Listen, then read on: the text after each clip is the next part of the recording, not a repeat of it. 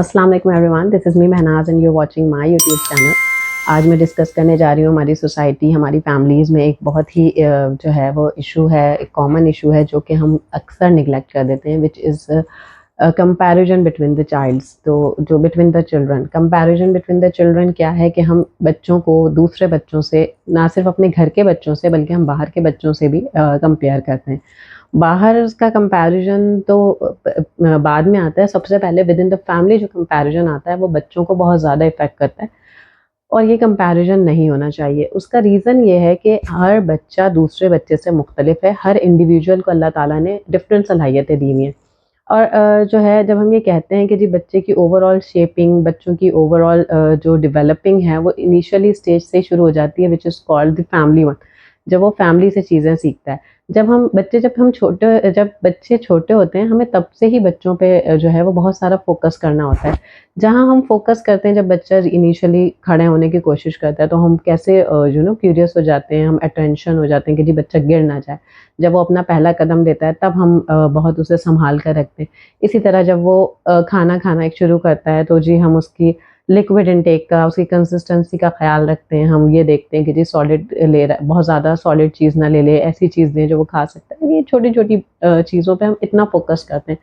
लेकिन जहाँ बात आती है कि बच्चों की सेल्फ डेवलपमेंट की, बच्चों की ओवरऑल ग्रोथ की, बच्चों की माइंड शेपिंग की, वहाँ हम बहुत सी चीज़ें नज़रअंदाज करते हैं, क्योंकि ये पुराना चला आ रहा है, बरसों से चला आ रहा है, the comparison between the children, कि जी वो अच्छा है, उसने तुमसे ज़्यादा अच्छे नंबर्स ले लिए, उसकी राइटिंग बहुत अच्छी है। तो कांस्टेंट जो कंपैरिजन है, हो सकता है ऑब्वियसली ये सारी कमियां हो सकता है उस बच्चे के अंदर हैं, लेकिन उसको इन्हांस करने का, उसको करेक्ट करने का और भी जो है कोई वे आउट हो सकता है, बजाय इसके कि आप उसे कॉन्स्टेंटली कंपेयर करें दूसरे बच्चों से।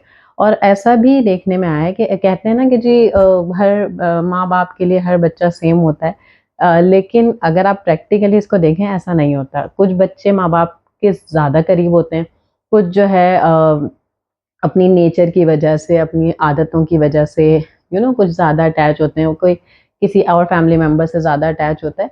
तो ये एक मिक्स अप ऑफ द जो है वो थिंग्स होती हैं, जिसकी वजह से हर बच्चा दूसरे से मुख्तलिफ होता है, और उसकी वैल्यू भी यकीनन डिफरेंट होती है। लेकिन being a parent, being an elder, आपको ये कोशिश करने की ज़रूरत है, आपको ये समझने की ज़रूरत है कि जी बच्चों, और ये स्टॉप करने की ज़रूरत है कि जी बच्चे को दूसरे से कंपेयर ना किया जाए।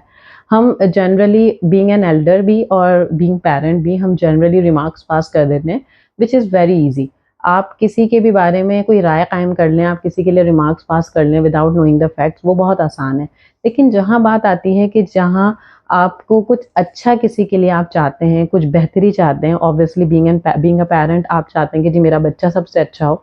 उसे ज़मान जब क्योंकि हम जब वो ग्रो अप हो रहा होता है, तो हमारी कोशिश ये होती है कि हम उसको एक ऐसा इंसान बनाएँ जो ना सिर्फ़ अपनी फैमिली में बल्कि आउटसाइड ऑफ द फैमिली भी, जब वो सोसाइटी में जाए, जब वो स्कूल जाए, कॉलेज जाए या अपने प्रोफ़ेशनल लाइफ़ में जाए, तो वो यकीनन बहुत अच्छा परफ़ॉर्म करे। उसी के लिए हम जो है वो उस पे फ़ोकस कर रहे होते हैं, और ये शायद कंपैरिज़न भी हम इसीलिए कर रहे होते हैं कि जी वो बच्चा फर्स्ट आए, उसकी हर चीज़ परफ़ेक्ट हो। लेकिन उस कंपैरिज़न को हैंडल करने का तरीक़ेकार है। ऐसा नहीं है कि आप बच्चे को बार-बार ये बताते रहें कि जी वो आपसे बेहतर है, वो फर्स्ट आ गया, आप सेकंड क्यों आए? आपकी राइटिंग ख़राब है, आप ऐसा कर रहे हैं, आप वैसा कर रहे हैं, बल्कि उसको किसी और वे में समझाने की, सिखाने की ज़रूरत है। बहुत छोटी-सी एज से ही बच्चा जो है वो अपने माँ-बाप से या अपने बड़ों को देख के बहुत सारी चीज़ें सीख रहा होता है। आप देखें, बच्चे इतने सेंसिटिव होते हैं कि आप बच्चे को ज़रा-सी ऊँची आवाज़ में डाँटेंगे तो वो समझ जाएगा, वो रोना शुरू हो जाएगा। आप उसको हँस के देखेंगे, वो आपको देख के स्माइल करेगा। तो यानी वो पिकअप जो पॉइंट है वो बहुत स्ट्रॉन्ग होते हैं बच्चों के, वो बहुत जल्दी जो है वो समझ जाते हैं कि कब आपको कोई डाँट रहा है, कब कोई आपसे नाराज़ हो रहा है, कब आपसे कोई बात नहीं कर रहा। इसी तरह जब आप कंपैरिज़न करते हैं बच्चों के बीच में, तो वो उसको बहुत सेंसिटिवली ले रहा होता है। उससे उसका सबसे जो बड़ा डैमेज होता है कि एक तो उसका एंग्ज़ायटी लेवल इंक्रीज़ हो जाता है। वो परेशान होता है कि जी मेरे माँ-बाप या मेरे बड़े जो है वो कह रहे हैं कि ये कर पा रहा है, मैं नहीं कर पा रहा। एक उसकी सेल्फ एस्टीम जो है वो इफ़ेक्ट हो रही होती है कि इट मीन्स कि मैं ये नहीं कर सकता। हमेशा अपने बच्चों को इनकरेज करने की आदत डालें, उनमें कुछ कमी है तो उसको यकीनन सिखाने की ज़रूरत है आपको। लेकिन ये कंपैरिज़न करके अगर आप उसको सिखाना चाह रहे हैं, तो this is the wrong way to brought up, this is the wrong way to deal with the children. इसी तरह आप देखें अल्लाह ताला ने क्योंकि हर इंसान को मुख्तलिफ बनाया है, हर इंसान की लाइक्स डिसलाइक्स अलग हैं, उसकी क्रिएटिविटी अलग है, उसका इंटरेस्ट लेवल अलग है। आप देखें ये भी एक जनरल फैक्ट है कि हर बच्चा फर्स्ट नहीं आ सकता। आप इस चीज़ को अपने माइंड में बना लें, क्योंकि पेरेंट्स असल में हमारी सोसाइटी का इतना प्रेशर है ना पेरेंट्स के ऊपर स्पेशली, और ख़ासकर मदर के ऊपर, वो इतना प्रेशर है कि जी बच्चा फर्स्ट ही आना चाहिए। हम यूजुअली स्कूल्स जाते हैं, मैं टीचिंग कर चुकी हूँ, हमसे जब पेरेंट्स मिलते हैं तो उनकी पहली प्रायोरिटी होती है कि जी बच्चा फर्स्ट क्यों नहीं आया, या मेरा बच्चा ही फर्स्ट है। Every children can't come first, ये एक फैक्ट है ना। जाहिर सी बात है, एक दो नंबरों से ही सही, अगर बच्चा फर्स्ट नहीं आया तो इट डजेंट मैटर। उसके नंबर्स अच्छे होने चाहिए, उसके ग्रेड्स अच्छे होने चाहिए, उसने सीखा कितना ये समझ आना चाहिए। बहुत सारे बच्चे सिर्फ वर्बली याद करते हैं और बहुत इतना अच्छा याद करते हैं कि जी लिखते हैं और जो है वो फर्स्ट आ जाते हैं, उनकी कोई मिस्टेक नहीं निकलती। लेकिन उन्हें समझ कितना आया ये ज़रूरी है जानना, उन्होंने कितना सीखा ये ज़रूरी है जानना। ये जानना ज़रूरी नहीं है कि जी वो फर्स्ट क्यों नहीं आया। तो ये एक कॉमन मिसकंसेप्शन है हमारी सोसाइटी में। इतना stress level on many levels जो हैं वो दिया गया है लोगों को, स्पेशली पेरेंट्स को, कि हर बंदा चाहता है कि मेरा बच्चा सबसे अच्छा परफॉर्म करे। There is no harm in it कि जी अच्छी बात है ये समझना या ये जानना या ये उम्मीद करना कि हमारा बच्चा सबसे अच्छा परफॉर्म करे, लेकिन उसके लिए अपने बच्चों के ऊपर जो है वो इतना स्ट्रेस लेवल ना डालें, क्योंकि हर बच्चा चाहता है अपने माँ बाप की नज़र में अच्छा बनना ना। आप उसकी तारीफ़ करें वो खुश हो जाएगा, वो आपको ऐसी चीज़ें करके दिखाएगा जिससे आप खुश हों। तो जहाँ हम कंपैरिजन करते हैं बिटवीन द चाइल्ड्स, वहाँ जो है वो बच्चे के अंदर जो है वो परेशानी का लेवल इंक्रीज़ होता है, वो उसको कॉन्फिडेंस की कमी आती है, उसकी ओवरऑल शेपिंग में, उसकी ओवरऑल पर्सनैलिटी डेवलपमेंट में वो कमी रह जाती है। और इनिशियली से ही अगर वो कमी रह जाती है, वो यकीनन आगे स्टेजेस ऑफ लाइफ में परफॉर्म अच्छा नहीं कर सकता, एंड लेटर ऑन इसके मज़ीद बहुत सारे कॉन्सिक्वेंसेस होते हैं।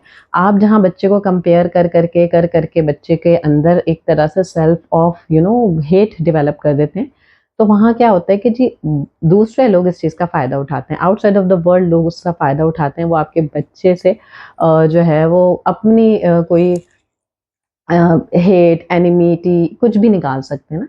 तो ये कंपैरिज़न करना जो है वो गलत है, और ये कंपैरिज़न करना छोड़ देना चाहिए हमें। हमें हमेशा उस हर बच्चे की इंडिविजुअल सलाहियतों को देखना चाहिए, उसका लेवल ऑफ इंटरेस्ट देखना चाहिए, और ये देखना चाहिए कि वो बच्चा किस तरह हैंडल हो सकता है। हर चीज़ का हल मार नहीं है, हर चीज़ का हल डाँट नहीं है, हर चीज़ का हल प्यार भी नहीं है।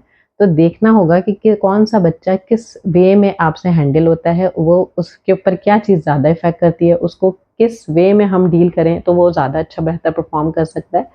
तो इन सब चीज़ों को देखते हुए हमें अपने बच्चों की जो है वो पेरेंटिंग करनी है, और आगे कोशिश करनी है कि लोगों को भी ये समझाएँ, सिखाएँ, इवन कि अपने बच्चों को भी कंपेयर ना करें और दूसरों के बच्चों को भी कंपेयर ना करें कि वो ऐसा है, वो वैसा है। इसी तरह क्लासरूम में अगर टीचर हैं तो जी उनको भी बच्चों को कॉन्स्टेंटली कंपेयर नहीं करना चाहिए। द रीज़न इज़ कि उनकी इनिशियल स्टेज से कंपैरिज़न की वजह से उनकी ओवरऑल पर्सनैलिटी बहुत ज़्यादा हार्म होती है, डैमेज होती है, और उनका जो कॉन्फिडेंस लेवल है वो कभी जनरेट नहीं हो पाता। आज के लिए इतना ही, इंशाल्लाह नेक्स्ट वीडियो में फिर मुलाकात होगी। अगर अभी तक आपने मेरे चैनल को सब्सक्राइब नहीं किया है तो चैनल को सब्सक्राइब कीजिएगा, लाइक कीजिएगा मेरी वीडियो को, और कमेंट सेक्शन में ज़रूर बताइएगा। अपना बहुत सारा ख्याल रखिएगा। अल्लाह हाफ़िज़।